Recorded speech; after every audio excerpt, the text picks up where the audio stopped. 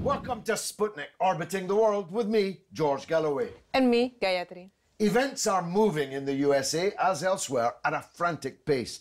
Obama increasingly taking on the appearance of a lame duck, looking as redundant to events as a Stonehenge pillar.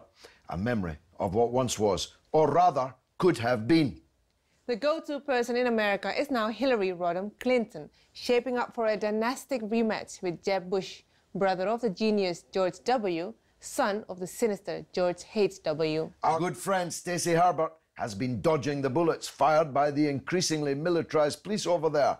And I'm glad to say she's back in one piece over here to tour the North American horizon with us on the Sputnik. Stacy, welcome back from your quite long American sojourn. You must have absorbed the news agenda over there. Tell us what struck you most about that news agenda. Well, the biggest story while we were there was the Ferguson, Missouri story, where a white police officer shot dead a teenager for jaywalking, which many Europeans might not know what jaywalking is. It's considered if you walk across the street from one sidewalk to the other. Okay. And he was stopped and apparently gave some lip back to the police officer, and he shot him dead.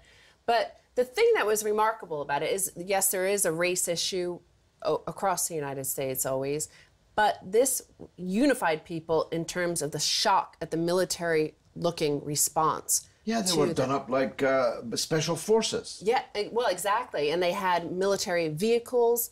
They had snipers. As if for a war, yeah. Yes, and that was brought up by many people, many reporters that had been in war zones over in Iraq and Afghanistan were shocked to see this.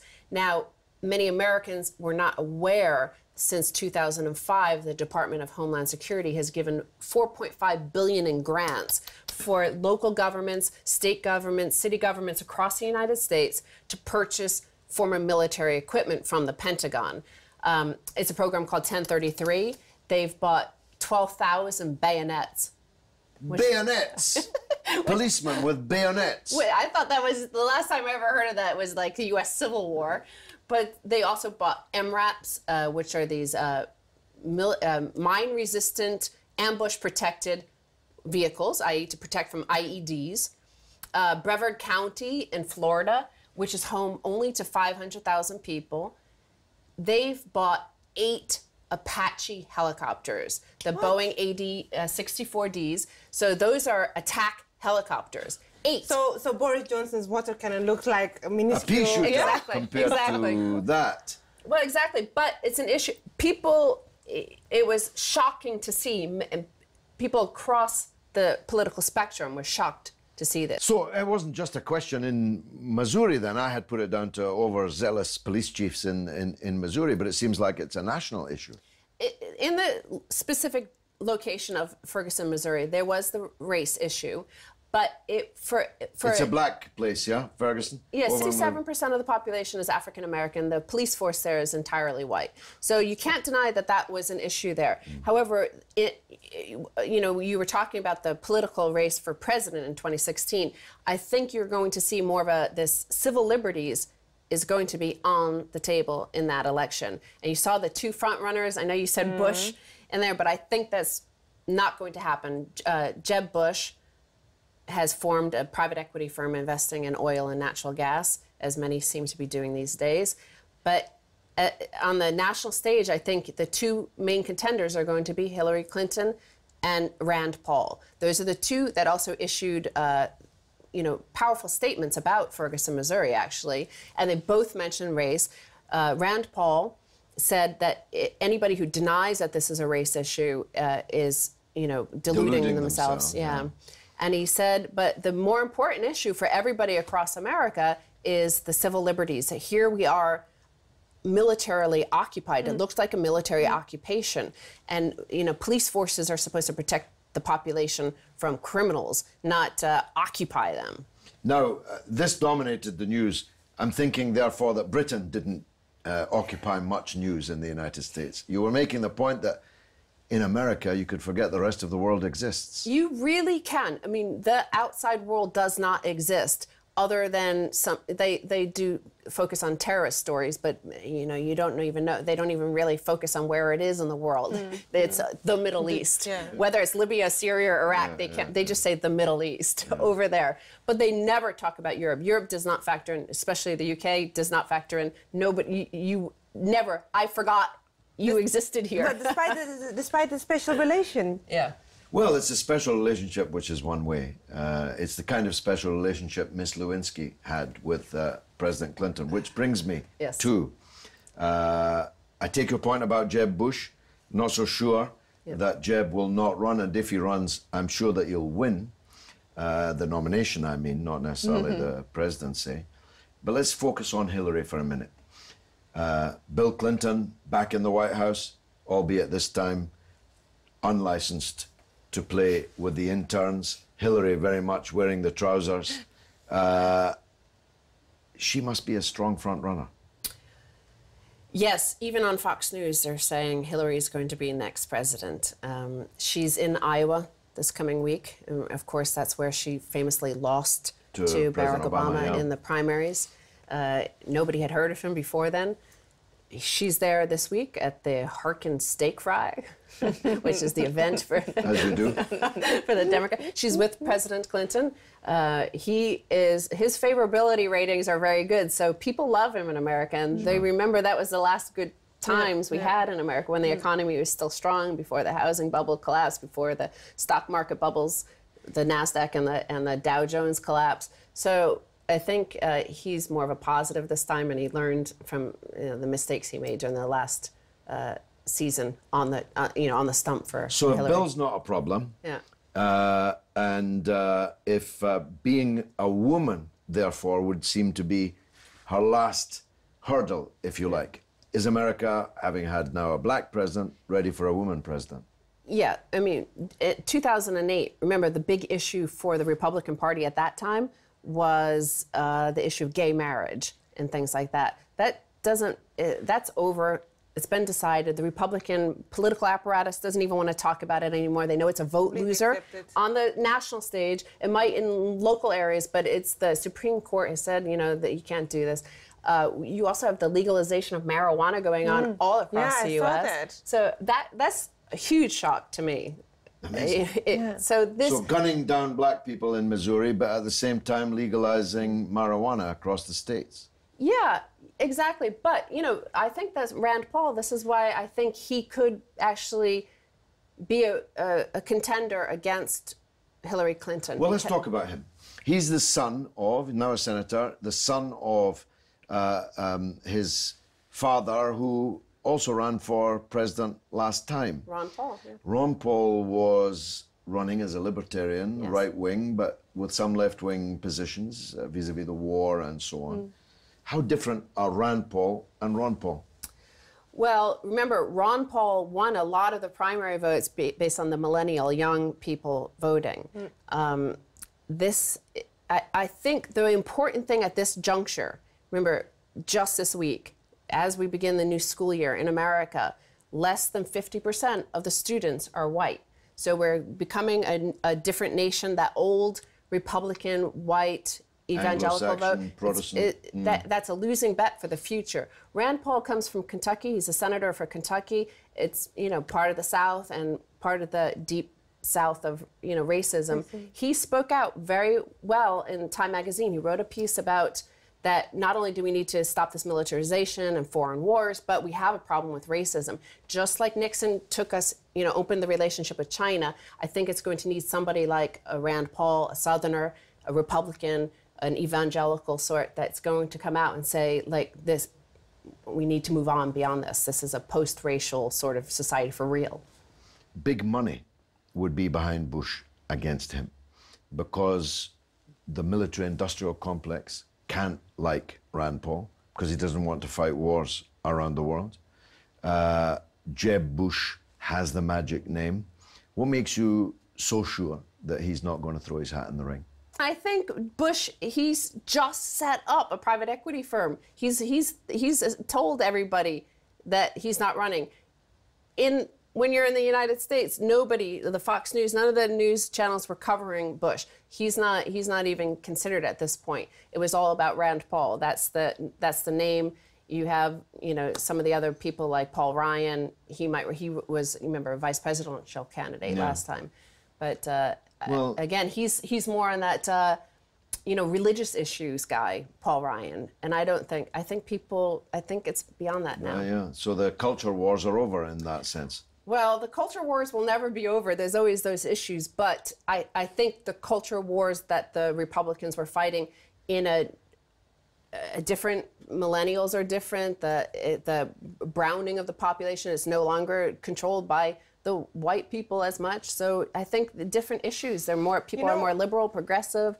So Stacy, I saw the Butler recently, which together with 12 Years a Slave, the topic of which seems to reflect what you're saying is happening in the US, the whole revival of the dark past of the US, vis-a-vis its relation vis-a-vis the black Americans. An outbreak of guilt about the past. I think it has to come to terms with it, and then we're at that point in Ferguson, Missouri, kind of showed it that there are scars that you have to admit to and move past it. But again, I think it's this Rand Paul is obviously the Deep South is part of where that resentment has come from because of the whole unresolved issues from the Civil War, speaking of the bayonets, that if he could, I think he could actually bring some black vote into, because there were a lot of black voters for Ron Paul as well. There were. Stacey, we've toured the horizon. We could go on doing so, but unfortunately, we're out of time. Welcome back, and thanks very much. I think it's Hillary Clinton and Rand Paul. That's my bet. Yeah, well, if that's your bet, it's also mine. Coming up after the break, a Daily Telegraph grandee, former Moscow-based journalist Liam Halligan, now on the home beat on the sensational defection of a leading Tory MP to the UK Independence Party. Don't go away.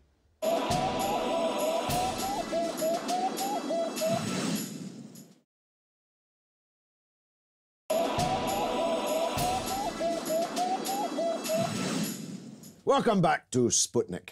Although something of a figure around Parliament, Douglas Carswell was not a household name in many houses other than his own.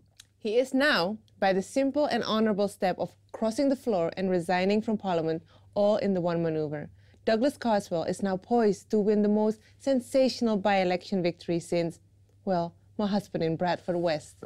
Nobody summed up the torpedoes heading towards the government's hull like the Telegraph star columnist Liam Halligan, and he did so in the Tories' own house journal, the Sunday Telegraph, which is why we're glad he's on board the Sputnik today. Liam, nice to see you. Tell us first, what kind of man is Carswell? Well, I'm not a UKIP supporter. I want us to have a very thorough negotiation with Brussels, and then I'll decide on the basis of that negotiation if I want us to stay in or leave the EU. UKIP, of course, wants to leave the EU regardless. Having said that, I applaud Douglas Carswell, and as I said in the Sunday Telegraph, I hope he wins in Clacton. Douglas isn't a personal friend of mine. I've met him on several occasions. I've read a lot of his prodigious written output. And then, throughout those meetings and in his writings, he struck me as an honourable, extremely thoughtful man. He doesn't only do his own research and come to his own conclusions, even more importantly, he's prepared to articulate those conclusions in public, regardless of who is offended. He could easily be a minister now. He could easily be heading for the cabinet. He's in his early 40s. He's a very good media performer, and he's extremely intelligent, and he's one of the few Tory types, if you will, who has a common touch with his constituents. I think he will win in Clacton. I think that's pretty clear. Well, let's come to that, because on the face of it, it's a rock-solid Tory seat. The Tory MP has, in Churchillian terms, ratted and crossed the floor. you would think that the Tories could hold that seat, but the polls show a record 44% UKIP lead. Absolutely. It is, of course, on paper at the moment a rock-solid Tory seat, but that's because Douglas Carswell has nursed it. Clacton, of course, albeit favourable to the Tories' boundary change, was a Labour seat. You have a lot of people in Clacton still who are dependent on benefits and would be seen as natural Labour voters. What's interesting, though, is that many of those are on board with Carswell. Now he's moved to UKIP. So the question is, if he can hold a lot of his Tory, natural Tory vote and attract some of the Labour vote that previously would have voted against him by default because he was and is psychologically, if you like, a Tory. But when David Cameron responds to Douglas Carswell's move by saying this is very bizarre, very odd, very strange, he looks completely out of touch. Not necessarily because Carswell has joined UKIP, but beyond that, in many ways, Carswell isn't a UKIP man. He's extremely liberal in Tory terms on immigration. He's far more sophisticated than your normal UKIP He is man. not a red in tooth and claw Tory. He's a Gladstonian liberal, as he often says himself. He's, for many years, since he's been in Parliament, been making overtures towards improvements in our public life compared to when he was a youngster, our attitude towards people with disabilities, to women's issues and so on. He's really right on. And I know he's got a lot of friends in Parliament on the Labour side who admire him for that. So he isn't a knee-jerk Tory, he is his own man. And so he represents in many ways this kind of anti-politicians politician, but not a kind of rock-hurling anti-politicians politician, somebody who uses Parliament in an extremely sophisticated way. And then again, also, you've got to look at the whether or not his defection will lead to others. I mean, there are names that you and I could mention. It would be unfair to do so. A lot of people are on manoeuvres. It will be very, very interesting to see. I was just going to ask you that. What does it all mean? Does it mean the Tory party is beginning a kind of historic cleavage, an organic division between the pro and anti-European forces? Well, if they formally split, in my view, that will condemn the Tories to opposition for at least 2 or 3 electoral cycles.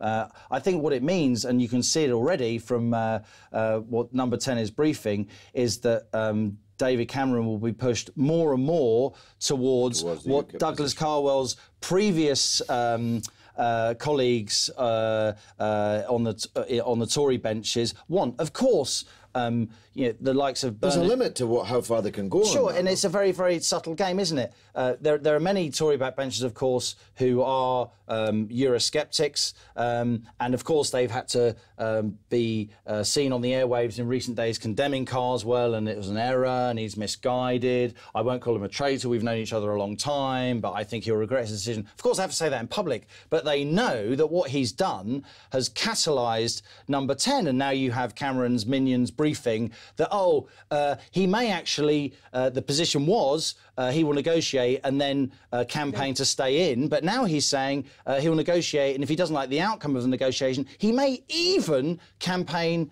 to take us out. But of course, it's crazy he's had to be forced to this position. Anyone who's done anything outside of politics in their life, any kind of business, who's lived in the real world, felt any kind of financial insecurity, which of course he hasn't, knows that you have to go into a negotiation prepared to walk away. And he's finally got to a position where it looks as if now, almost, whether or not he'll say it on the record, he might save it up for Tory conference or for later, it looks as though he is now prepared to at least say he might walk away. Why didn't he say that earlier?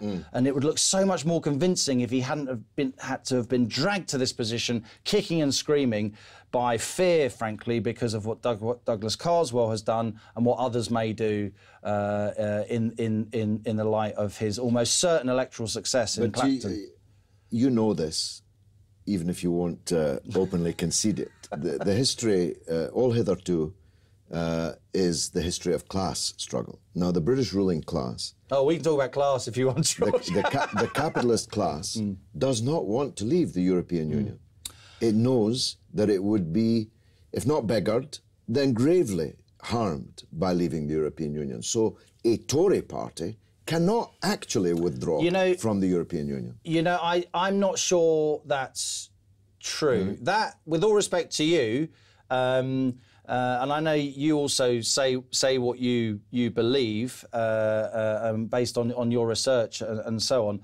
I think back in the early 70s, in the run-up to the previous referendum we had, you know, I was a no voter then. I was a pea shooter then. I was 4 or 5 years old. I do remember, and have obviously subsequently studied, that big parts of the Labour Party were no. There was that kind of trade union no, the Bennites, and quite, right the way, Mr. Foot also, right the way across the party to the sort of, to the soft centre and even to some part of the soft right, who wanted to be outside the European Union, and there was this sense that it was a rich man's club and so on. I would say now that, yes, you have the sort of accountants and the lawyers and so on, and the sort of business implementers who want us to be in the EU, because they benefit hugely from the sort of legal morass and the accounting morass that it generates. But, the big wielders of capital, they won't say it openly because they don't want to be seen to rock the boat. They leave that to people like you and me who are prepared to put their head over the parapet. But I think increasingly the big wielders of capital are extremely concerned about creeping regulation, endless bureaucracy, and also about the anachronistic side of what the EU represents. When my kids hit the job market, my eldest daughter's 14, Britain should be doing far more trade with the world outside of the EU than within the EU. We're so focused on the EU, and what we should be doing, and I think this is a correct part of the UKIP message, though a lot of Tories say it as well, and even the Prime Ministers give lip service to it, we should be trying much more with the emerging markets, the markets that are growing, where people are getting wealthier, the markets we desperately need to trade with to secure the prosperity of our children and our grandchildren. This country does, if you add up all the trade we do with the big four emerging markets, Brazil, Russia and India and China, is less than the trade we do with Belgium, which for a trading nation with the English language and all the historic ties we have is ridiculous. Yeah, does that reflect in the economy?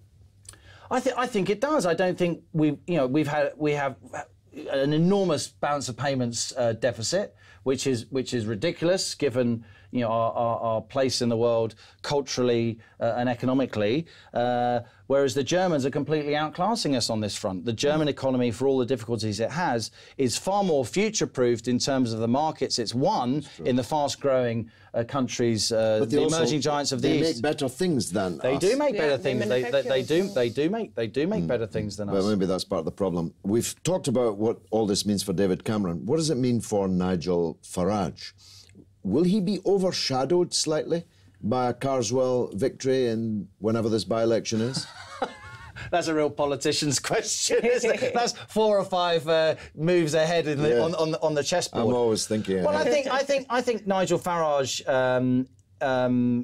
has to take a lot of credit for what's happened. The political earthquake that is UKIP, the incredible success in the local elections. And as I say, I'm not a UKIP supporter, but the fact that he's got people of the calibre and credibility of Douglas Carswell joining the party, available to be in whatever kind of shadow cabinet they put together, Douglas will surely attract others, both from within and outside Parliament, to join UKIP. Well, just remember, you heard it here first. The deadly upas tree is deadly because nothing can grow in its shade. And Nigel Farage is a deadly upas tree. So we'll see how he gets on with these new stars coming onto the chessboard. Liam Halligan, The Telegraph's lucky to have you. Thank you very much. Thank you. And now it's your turn to tell us what you think through the portals of social media. What's rattling, Gayatri? Well, on the prospect of Hillary becoming the next American president, the people responded quite horrified. Liberty says, I hope not, but it'll be business as usual, whomever gets in. In regards to the Tory defector, Charles McGrath says, a storm in a teacup or a sign of change. Some backbench Tories may follow and give UKIP foothold before 2015.